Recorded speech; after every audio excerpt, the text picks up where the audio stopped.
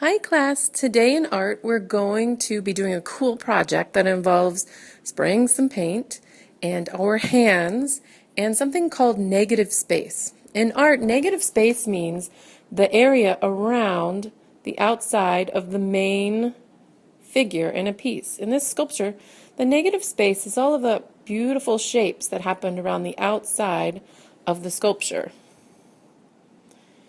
Here are some shadow puppets. To make a shadow puppet, artists really have to think about the negative space around the outside where the light will shine through, and also inside those tiny cuts for these shadow puppets to be enjoyed as a shadow. Point to the negative space in this picture. You're right, it's the space even inside of the sculpture that our eyes can go to. There's some inside the ears.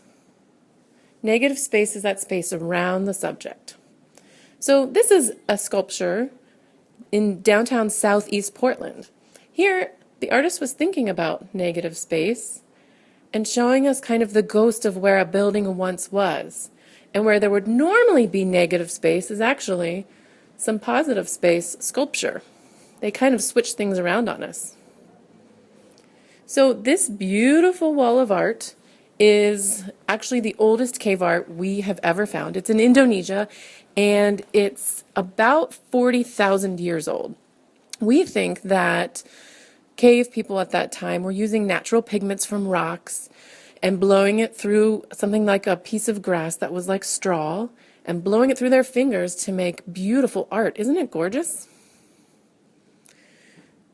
I sometimes think that they were thinking about negative space because they were always seeing shadows around them. There were no electricity, there wasn't very much light, so there would have always been shadows cast from whatever they were using to light up their space at night. This is a picture of some artists at work making some more advanced art. This art wouldn't be quite as old as those hand stencils, but it's still really cool. And so I want us to think about how a flashlight shines through the negative space between our fingers to make a shadow, but an X-ray can travel through our skin and muscle to reveal bone. It works similarly to light, but it's a little bit more powerful.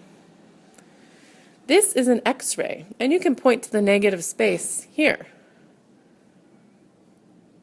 The bone comes through onto the print paper as white, whereas the rest of our muscle and skin shows up a little bit lighter.